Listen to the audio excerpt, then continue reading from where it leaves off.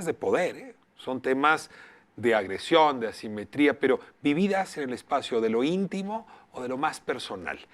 Y bueno, no es la primera vez que está con nosotros Elena Laguarda. Le agradezco muchísimo que nos acompañe esta tarde. Elena, bienvenida. No, gracias por el espacio. Muchas gracias. Te presenté hace un momento como experta en educación sexual, pero hace mucho tiempo que vienes trabajando con niños, con niñas, con adolescentes.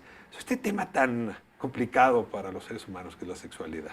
¿Cómo puede ser algo placentero, gozoso, e incluso procreativo, si puedes utilizar el término, y al mismo tiempo puede ser un asunto violento, puede ser un asunto que lastima, que lesiona y que lastima vidas, digamos, no solo en una generación, sino por generaciones. Sí. Y nuestra generación ha enfrentado una epidemia.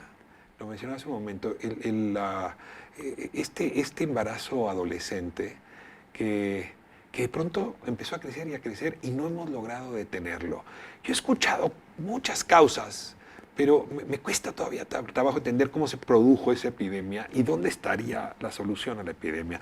Así es que el micrófono es tuyo, Elena, para poder hablar del embarazo, sus cifras, sus circunstancias, su diagnóstico. Bueno, empecemos por ahí, como por dimensionar. Ciertamente somos el primer lugar, el deshonroso primer lugar, en países, sí, para la OCDE, de los que conformamos a los países de la OCDE. ¿Y esto qué significa en cifras? Que más o menos 340,000 mujeres menores de 19 años dan a luz un bebé en nuestro país. ¿Qué es esto? El 20% de los nacimientos totales del país. Es decir, es una cifra importante. Y esto es rudo y es grave en el sentido de que si tú ves de estos porcentajes de mujeres adolescentes, un 30% de ellas son muy pequeñas, de 10 a 14 años de edad. Entonces es un problema también si consideramos que a nivel mundial es la primera causa de mortalidad en adolescentes. Si el embarazo adolescente se puede prevenir, estas muertes también se podrían prevenir. Entonces sí es un tema muy complejo el que tenemos en el país. Ciertamente ha ido en aumento. Sí, es algo que no estamos pudiendo evitar. Ha habido esfuerzos gubernamentales, pero falta muchísimo por hacer al respecto. Ahora, si pienso en la época de las abuelas, Elena, pues muchas en efecto se casaban a los 16 y antes de los 19 ya eran mamás. Sí. Luego esa curva demográfica se modificó. Déjame partir en dos el fenómeno para entenderlo. Por un lado están aquellas que tienen hijos muy jóvenes, pero ya en edad reproductiva. O sea, déjame pensarlo, 14, 19 años. Ese es un segmento. Y el otro segmento que quisiera que abordaras primero, que me deja frío, es que entre 10 y 14 solamente puede estar hablando de violencia sexual, o sea, embarazo producto de violencia sexual. Exactamente. Estamos hablando de abuso sexual en un 30% de los casos. Y justamente el esfuerzo internacional y el esfuerzo en México hoy va para erradicar ese número de nacimientos a tasa cero para el año 2030. Sí, es un 30% que tiene que ver con eso, con violencia sexual. ¿Cómo ocurre? Si tienes familiares metiéndose con las niñas, tienes ciudades violentas, tienes escuelas que no contienen, tienes compañeros de escuela. A ver, ayúdame a dibujar ese perfil, que supongo que son varios perfiles de víctima de violencia. Yo resaltaría como estas dos cuestiones de embarazo adolescente. Esta de las menores de edad, que sí es abuso sexual y que generalmente tiene que ver con hombres mucho más grandes que ellas y que tiene que ver con que el abuso sexual, el 86% de los casos, es por alguien cercano al menor. El otro sería este 60% de los embarazos adolescentes, en donde sí se da por tener relaciones sexuales con consentimiento, la mayoría de las veces, y que tiene como una distinta problemática y distintas consecuencias y distintas causas. La primera sí tiene que ver con erradicar el abuso sexual en el país, que también tenemos el primer honroso lugar de abuso sexual a nivel OCDE. Entonces sí son como dos vertientes en lo que tendríamos que manejar: la prevención del abuso sexual y la prevención del embarazo adolescente como tal. A ver, déjame dejar a un lado las relaciones consentidas para poderlas analizar con profundidad. Las relaciones no consentidas, ¿por qué van en aumento? ¿Traes mayor número de denuncias? ¿Traes un cambio en la actitud de los varones? ¿Traes una familia que no puede ya proteger a sus hijas? El abuso sexual ciertamente siempre ha existido y hay hoy mayor visibilidad. Tenemos en las noticias mucho más casos de los que hoy se habla que antes no se hablaba, pero también ha incrementado ¿Por qué? Porque la violencia misma ha incrementado y tiene que ver con una violencia contra la mujer. En casos en donde hay impunidad, hay mayor violencia contra la mujer. Y el problema es que en nuestro país la mujer se ve como objeto de deseo, aunque esté muy chiquitita. Te pongo un ejemplo, Ricardo. Platicando con jóvenes, adolescentes de preparatoria, algunos de sus comentarios, por ejemplo, era, no, Miss, es que de verdad, si a mí una niña me dice que sí, aunque tenga 8, aprovecho. Y no te estoy hablando de un delincuente sexual confeso, sino que estamos en una sociedad en donde permite y avala y saca lo peor a veces de la conducta de los hombres. Hace 15 días hablábamos de la pornografía infantil, sobre todo la pornografía en la red que ha estallado proporciones increíbles. Sí. Pero sobre todo hablábamos de la pornografía que muestra a estas chiquitas y las vuelve objeto de deseo. Sí. Yo pregunto si esto ha influido, es decir, si las plataformas de pornografía que utilizan como objeto de venta o de difusión justamente a estos cuerpos de niñas, de menores, no es también una causa. Es una causa y una consecuencia. ¿A qué voy? La pornografía es el reflejo de la sociedad que somos, pero por supuesto que desensibiliza a la misma sociedad que somos. Entonces marca por un lado estos estereotipos que se repiten y se replican, en donde la mujer es un objeto tal cual desde edad temprana, y también desensibiliza para que cada vez lo veas como algo mucho más común y como más cotidiano. También somos de los primeros países en distribución de pornografía infantil. Paso ahora a la segunda pregunta. Dices, relaciones sexuales consentidas, aceptadas, no sé si conscientes, pero por lo menos donde hay un sí, y que están ocurriendo a edades muy tempranas. Es decir, cada vez más temprana, los chiquitos están pensando ya en explorar, probar, y nuevamente en esa generación se ha vuelto normal hacerlo cuanto antes posible. Sí, la cuestión es que nos falta educación sexual integral en el país y ese es el problema. Los esfuerzos que están habiendo ahorita a nivel nacional tienen que ver con empezar a tener programas de prevención y habilidades hacia prepa, vamos tarde. Y justamente lo que se tendría que hablar con los jóvenes desde muy temprano en las escuelas de una manera en que fuera obligatorio para que todos tuviéramos la misma información y habilidades es sobre esto. ¿Qué onda con tu cuerpo, con tu placer? ¿Cuándo sí es consensuado? ¿En qué contexto quisieras tener relaciones sexuales? ¿Cómo las quisieras plantear? Porque estamos hablando de que, por ejemplo, un 30% de las adolescentes no utilizaron un método anticonceptivo. No entró por su cabeza ni siquiera la posibilidad de utilizarlo, en que se dieron relaciones de manera no planeadas, sino espontáneamente, en donde ni siquiera hubo la posibilidad de comunicar con la pareja el deseo de tener una relación y el cómo nos vamos a cuidar. Pero tiene que ver sobre todo con un eje central, la incapacidad que estamos teniendo los adultos cercanos de hablar de sexualidad con nuestros hijos. Aquí hay una pregunta que siempre es lugar común, pero déjame hacértela porque es necesaria. ¿Cuándo debo hablar con franqueza con mis hijas, con mis hijos, de métodos anticonceptivos? Es decir, reconocer que van a tener una vida sexual, porque a ver, les puedes explicar lo de la mariposita y la florecita y el pistilo, en fin, ¿no? Les puedes explicar cómo es el acto sexual y cómo... Eso todavía cabe, pero hay un momento donde tienes que aceptar, vas a tener relaciones sexuales y va a ocurrir pronto. Y ahí te recomiendo A, B, C. ¿En qué momento de tener esa complicadísima conversación? Yo creo que son 3 momentos importantes. El primer momento es hacia los 8 o 10 años, en donde empiezas a meter conceptos importantes en la vida de los niños, en donde no hablas tal cual de métodos anticonceptivos, pero sí de la relación sexual, es una relación con consentimiento mutuo, entre 2 personas que tienen el mismo poder o edades similares, en donde los 2 quisieron, es una manera de compartir su vida, compartir su cuerpo, compartir su intimidad. Y puedes tú ahí decidir cuándo sí, cuándo no, e incluso decidir si quieres tener hijos o no. La segunda es hacia allá la pubertad, en donde le tiene que quedar claro que a partir de sus cambios físicos está en una edad fértil. Pero lo más importante con los adolescentes y con los pubertos, más allá de mandar mensajes, es preguntarles, ¿tú qué piensas de esto? ¿A ti cómo te gustaría que fuera el contexto de tu primera relación sexual o de una relación sexual?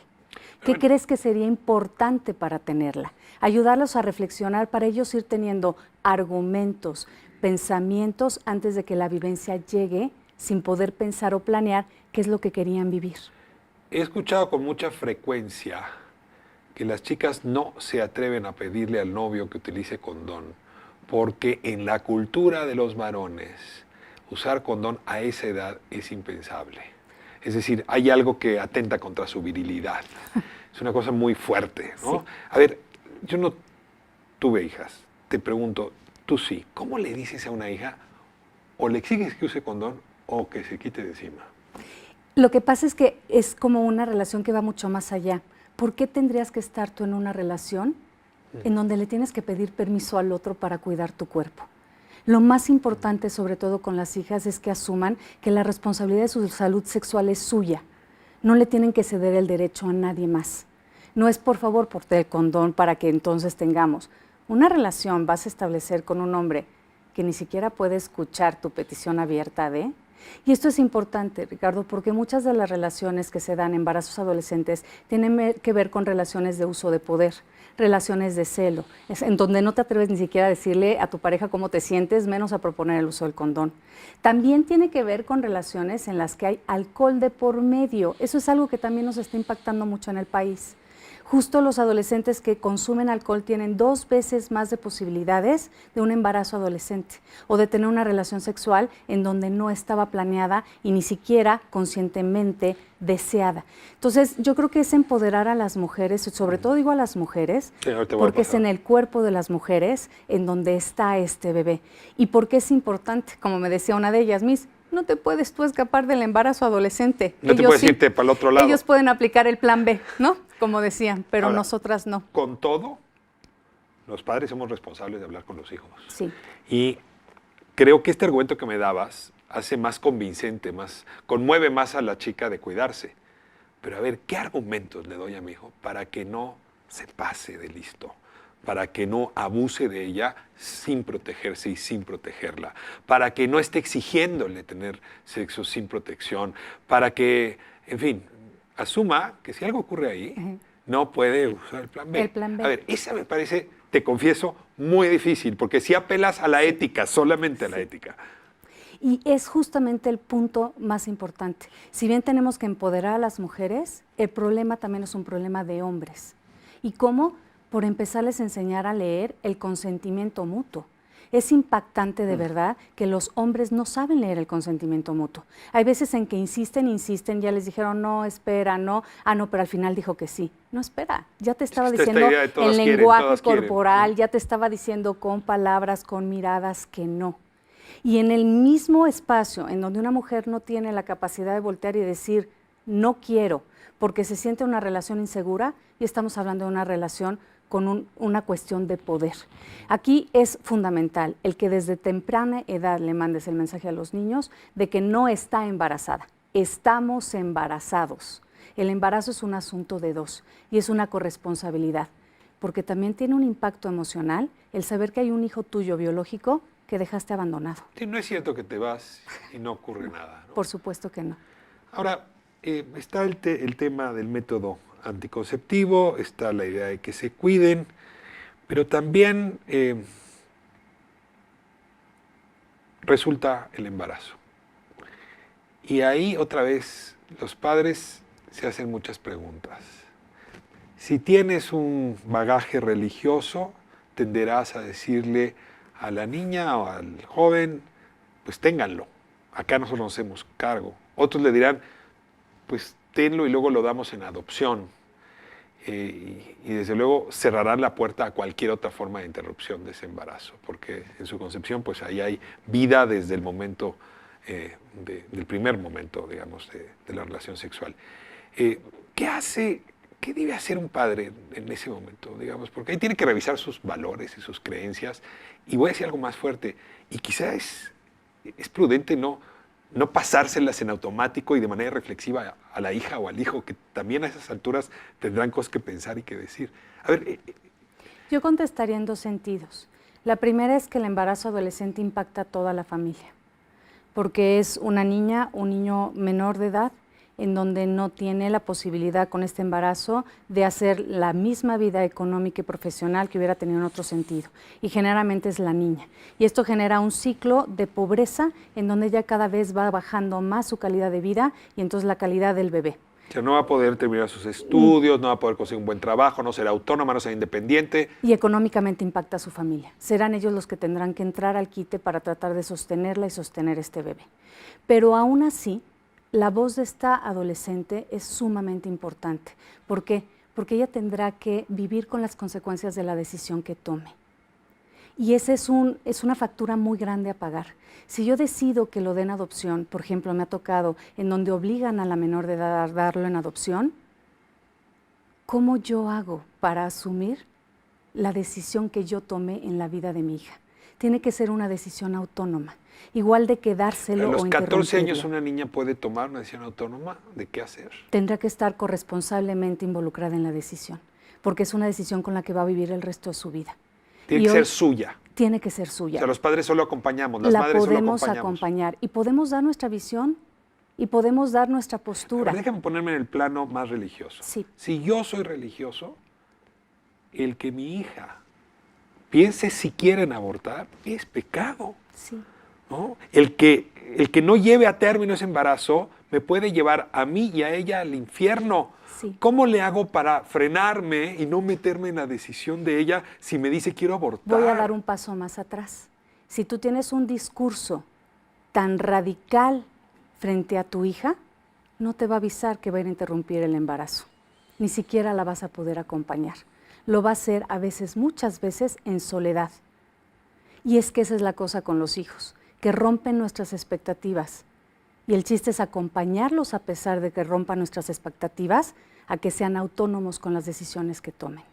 Muchas chavitas están tomando la decisión de interrumpir en soledad su embarazo por no tener la capacidad de llegar a dialogar con sus papás, sentir que fallaron. Y eso es más fuerte que poder acompañar una decisión que tal vez iba en contra de lo que tú querías. Ahora te lo voy a voltear, aunque quizá la respuesta es parecida. Si yo estoy convencido de que la vida humana comienza hasta después del tercer mes del embarazo, que antes no hay conexiones neuronales, que ahí todavía no hay conciencia y que en efecto no puedo asumir que ese embrión es un ser humano y por lo tanto estoy a favor de la libertad de la mujer para decidir sobre su cuerpo y en efecto para interrumpir ese embarazo, ¿cómo le hago para que ese paquete de valores no sea el que yo le ponga a la niña o al muchacho como si fuese suyo? Y no le empiezo a tratar de qué tonta eres, cómo te va a ir en la vida, tendrías que interrumpirlo, no puedes tener ese hijo. ¿Cómo freno mi paquete de valores morales? Y es que no lo puedes frenar, pero sí puede haber un diálogo abierto en donde también el paquete de valores del otro tenga cabida. Y en donde puedas escuchar sus argumentos y puedas ver si para ella es fundamental o no y por qué lo es. Y ciertamente es complejo, porque los adolescentes se mueven mucho en la fantasía y en la idealización. No hay mujer más bella que una madre, y se imaginan tal vez el que van a tener al bebé en sus brazos y esta panorámica maravillosa en donde van a jugar como jugaban con las muñecas. Pero ciertamente tiene que haber puntos de realidad que le des como mamá o papá, pero en el absoluto respeto de que tiene derecho a decidir lo que va a ser el resto de su vida. Porque tú no vas a poder asumir las consecuencias de lo que esto le produzca, más que ella misma en conciencia tomar una decisión. En esta conversación yo he puesto nuestro lugar, el de padres, en el centro de la conversación. Sí. Ahora, déjame quitarnos tú y yo como padres Sí. y te pido que converses con una chica que a lo mejor hoy está dudando si está embarazada, un chico que está dudando si su novia está o no embarazada y no sabe qué hacer. O sea, se pregunta qué hacer, quiere ver una película para dejar de pensar, quiere regresar a una fiesta porque no sabe cómo resolver. La tienes frente a ti, lo tienes frente a ti. ¿Qué le dirías, Angela? Yo doy un paso más atrás y doy a qué le diría. Una de las razones por las que se da el embarazo adolescente es porque no hay un sentido de vida puesto en otras cosas. ¿A qué voy? Un chavo que tiene mañana un partido de fútbol y está comprometido con su equipo, hoy se cuida más del riesgo porque tiene un porqué y un para qué. Muchas veces el embarazo adolescente es un embarazo adolescente porque se convierte en el sentido de vida. Te lo pongo, por ejemplo, en poblaciones vulnerables, en donde de cada 1,000 mujeres, 1,000 mujeres embarazadas, 97 son adolescentes. Y en donde es el factor común. Aquí se da el embarazo adolescente, repetimos este rol, este patrón, y en donde me da sentido de vida ser mamá. O sea, ante la precariedad económica, la dificultad, la violencia, y tener un hijo es algo que te saca. Sí, porque la desesperanza de no sé a dónde voy a llegar, no tengo claro el panorama, es mi sentido de vida. Entonces, lo primero que yo haría es invitar en la prevención a dotar a nuestros adolescentes de sentido de vida. Y la segunda, justamente cuando ya están en la decisión, lo primero que se tendría que hacer es, ¿cómo te sientes con este embarazo? ¿Cuál es tu red de apoyo? Porque estamos hablando desde aquí, desde la utopía, de mamás o papás que van a poder regañar y que no saben cómo van a meter su esquema de valores. Pero muchos de ellos viven abandono. Viven un abandono real y una orfandad real de su propia familia al enterarse de que hay un embarazo en camino. Entonces, ¿cuál es tu red de apoyo? ¿Cuál es tu adulto confiable? ¿Con quién quisieras tú tratar este tema? Y poder hablar de claridad de cuál de las tres opciones es la mejor para ti o la menos peor. Ustedes, tú como especialista, tienen una red justamente trabajando este y otros temas relativos a la educación sexual. Si yo quisiera contactarte ahorita después de haberte escuchado en el radio o haberte visto en la televisión, ¿dónde te contacto? En www.sexualidadati.com.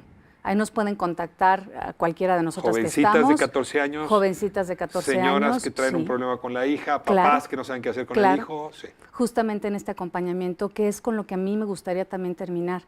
El embarazo adolescente lo que necesita de todos nosotros como sociedad es menos juicio de valor, más comprensión y más solidaridad. Empezar por exigir, por ejemplo, que haya educación sexual en nuestra escuela. El que si no sé cómo hacer para hablar con mi hija o mi hijo, busque ayuda, desde un libro hasta estas organizaciones como la mía para ver cómo puedo hablar. Y que cuando una mujer esté embarazada, se le deje de juzgar en la decisión que tome. Porque generalmente no sale librada, ni bien librada, si lo tiene, si interrumpe el embarazo o si lo dan a adopción. Siempre está un juicio de valor puesto, en lugar de la solidaridad de que somos corresponsables de este fenómeno. Es un fenómeno social en donde todos hemos jugado para no frenarlo.